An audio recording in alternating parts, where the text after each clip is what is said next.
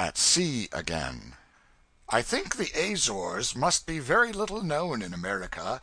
Out of our whole ship's company there was not a solitary individual who knew anything whatever about them. Some of the party, well read concerning most other lands, had no other information about the Azores than that they were a group of 9 or 10 small islands far out in the Atlantic, something more than halfway between New York and Gibraltar. That was all. These considerations moved me to put in a paragraph of dry facts, just here. The community is eminently Portuguese; that is to say, it is slow, poor, shiftless, sleepy, and lazy. There is a civil governor, appointed by the King of Portugal, and also a military governor, who can assume supreme control and suspend the civil government at his pleasure. The islands contain a population of about 200,000, almost entirely Portuguese. Everything is staid and settled, for the country was 100 years old when Columbus discovered America. The principal crop is corn, and they raise it and grind it just as their great-great-great-grandfathers did. They plow with a board slightly shod with iron. Their trifling little harrows are drawn by men and women. Small windmills grind the corn, 10 bushels a day, and there is one assistant superintendent to feed the mill and a general superintendent to stand by and keep him from going to sleep. When the wind changes, they hitch on some donkeys and actually turn the whole upper half of the mill around until the sails are in proper position, instead of fixing the concern so that the sails could be moved instead of the mill. Oxen tread the wheat from the ear, after the fashion prevalent in the time of Methuselah. There is not a wheelbarrow in the land; they carry everything on their heads, or on donkeys, or in a wicker-bodied cart, whose wheels are solid blocks of wood, and whose axles turn with the wheel. There is not a modern plow in the islands, or a threshing machine. All attempts to introduce them have failed. The good Catholic Portuguese crossed himself and prayed God to shield him from all blasphemous desire to know more than his father did before him. The climate is mild. They never have snow or ice, and I saw no chimneys in the town. The donkeys and the men, women, and children of a family all eat and sleep in the same room, and are unclean, are ravaged by vermin, and are truly happy. The people lie and cheat the stranger, and are desperately ignorant, and have hardly any reverence for their dead. The latter trait shows how little better they are than the donkeys they eat and sleep with. The only well-dressed Portuguese in the camp are the half a dozen well-to-do families, the Jesuit priests, and the soldiers of the little garrison. The wages of a laborer are 20 to 24 cents a day, and those of a good mechanic about twice as much. They count it in arrears at 1,000 to the dollar, and this makes them rich and contented. Fine grapes used to grow in the islands, and an excellent wine was made and exported; but a disease killed all the vines 15 years ago, and since that time no wine has been made. The islands being wholly of volcanic origin, the soil is necessarily very rich. Nearly every foot of ground is under cultivation, and 2 or 3 crops a year of each article are produced, but nothing is exported save a few oranges, chiefly to England. Nobody comes here, and nobody goes away. News is a thing unknown in Fayal; a thirst for it is a passion equally unknown. A Portuguese of average intelligence inquired if our Civil War was over. Because, he said, somebody had told him it was, or at least it ran in his mind that somebody had told him something like that. And when a passenger gave an officer of the garrison copies of the Tribune, the Herald, and Times, he was surprised to find later news in them from Lisbon than he had just received by the little monthly steamer. He was told that it came by cable.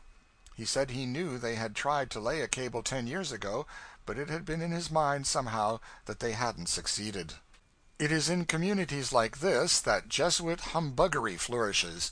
We visited a Jesuit cathedral nearly 200 years old, and found in it a piece of the veritable cross upon which our Savior was crucified. It was polished and hard, and in as excellent a state of preservation as if the dread tragedy on Calvary had occurred yesterday instead of 18 centuries ago. But these confiding people believe in that piece of wood unhesitatingly. In a chapel of the cathedral is an altar with facings of solid silver, at least they call it so. and I think myself it would go a couple of hundred to the ton, to speak from the fashion of the silver miners, and before it is kept forever burning a small lamp. A devout lady who died left money and contracted for unlimited masses for the repose of her soul, and also stipulated that this lamp should be kept lighted always, day and night. She did all this before she died, you understand. It is a very small lamp and a very dim one, and it could not work her much damage, I think, if it went out altogether. The great altar of the cathedral, and also 3 or 4 minor ones, are a perfect mass of gilt gimcracks and gingerbread, and they have a swarm of rusty, dusty, battered apostles standing around the filigree work, some on one leg and some with one eye out but a gamey look in the other, and some with 2 or 3 fingers gone, and some with not enough nose left to blow, all of them crippled and discouraged, and fitter subjects for the hospital than the cathedral. The walls of the chancel are of porcelain, all pictured over with figures of almost life size, very elegantly wrought and dressed in the fanciful costumes of 2 centuries ago. The design was a history of something or somebody, but none of us were learned enough to read the story. The old father, reposing under a stone close by, dated 1686, might have told us if he could have risen, but he didn't. As we came down through the town we encountered a squad of little donkeys ready saddled for use. The saddles were peculiar, to say the least. They consisted of a sort of sawbuck with a small mattress on it, and this furniture covered about half the donkey. There were no stirrups, but really such supports were not needed.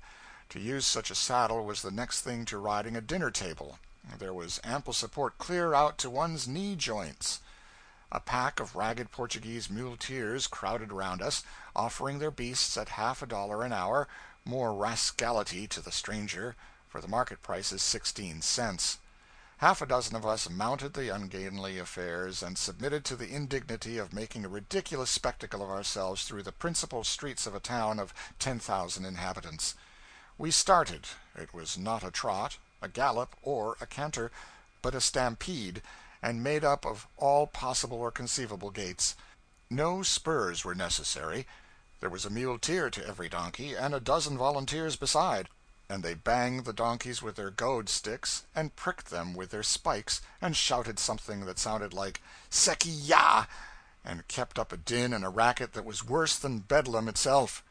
These rascals were all on foot, but no matter, they were always up to time. They can outrun and outlast a donkey. Altogether, ours was a lively and picturesque procession, and drew crowded audiences to the balconies wherever we went. Blucher could do nothing at all with his donkey. The beast scampered zigzag across the road, and the others ran into him. He scraped Blucher against carts and the corners of houses. The road was fenced in with high stone walls, and the donkey gave him a polishing first on one side and then on the other, but never once took the middle. He finally came to the house he was born in, and darted into the parlor, scraping Blucher off at the doorway. After remounting, Blucher said to the muleteer, "Now, that's enough, you know. You go slow hereafter." But the fellow knew no English and did not understand, so he simply said, "Seki ya!" and the donkey was off again like a shot. He turned a corner suddenly, and Blucher went over his head. And, to speak truly, every mule stumbled over the 2, and the whole cavalcade was piled up in a heap. No harm done. A fall from one of those donkeys is of little more consequence than rolling off a sofa. The donkeys all stood still after the catastrophe, and waited for their dismembered saddles to be patched up and put on by the noisy muleteers. Blucher was pretty angry and wanted to swear, but every time he opened his mouth his animal did so also, and let off a series of brays that drowned all other sounds. It was fun, scurrying around the breezy hills and through the beautiful canyons. There was that rare thing, novelty, about it. It was a fresh, new, exhilarating sensation, this donkey riding, and worth 100 worn and threadbare home pleasures. The roads were a wonder, and well they might be. Here was an island with only a handful of people in it, 25,000, and yet such fine roads do not exist in the United States outside of Central Park. Everywhere you go, in any direction, you find either a hard, smooth, level thoroughfare just sprinkled with black lava sand, and bordered with little gutters neatly paved with small smooth pebbles, or compactly paved ones like Broadway. They talk much of the Russ pavement in New York, and call it a new invention, yet here they have been using it in this remote little isle of the sea for 200 years. Every street in Horta is handsomely paved with the heavy Russ blocks, and the surface is neat and true as a floor, not marred by holes like Broadway. And every road is fenced in by tall, solid lava walls, which will last 1,000 years in this land where frost is unknown. They are very thick, and are often plastered and whitewashed and capped with projecting slabs of cut stone. Trees from gardens above hang their swaying tendrils down, and contrast their bright green with the whitewash or black lava of the walls, and make them beautiful. The trees and vines stretch across these narrow roadways sometimes, and so shut out the sun that you seem to be riding through a tunnel. The pavements, the roads, and the bridges are all government work. The bridges are of a single span, a single arch, of cut stone, without a support, and paved on top with flags of lava and ornamental pebble work. Everywhere are walls, walls, walls, and all of them tasteful and handsome, and eternally substantial. And everywhere are those marvelous pavements, so neat, so smooth, and so indestructible. And if ever roads and streets and the outsides of houses were perfectly free from any sign or semblance of dirt, or dust, or mud, or uncleanliness of any kind, it is Horta, it is Fayal. The lower classes of the people, in their persons and their domiciles, are not clean, but there it stops. The town and the island are miracles of cleanliness. We arrived home again finally, after a 10-mile excursion, and the irrepressible muleteers scampered at our heels through the main street, goading the donkeys, shouting the everlasting "Sequia!" and singing John Brown's Body in ruinous English. When we were dismounted and it came to settling, the shouting and jawing and swearing and quarreling among the muleteers and with us was nearly deafening. One fellow would demand $1 an hour for the use of his donkey, another claimed half a dollar for pricking him up, another a quarter for helping in that service, and about 14 guides presented bills for showing us the way through the town and its environs, and every vagrant of them was more vociferous and more vehement and more frantic in gestures than his neighbor. We paid one guide, and paid for one muleteer to each donkey.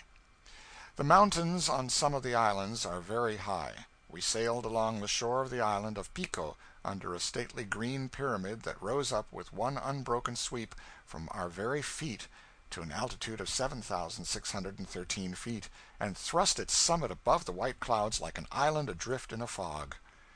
We got plenty of fresh oranges, lemons, figs, apricots, etc., in these Azores, of course, but I will desist. I am not here to write patent office reports. We are on our way to Gibraltar, and shall reach there 5 or 6 days out from the Azores. End of chapter 6.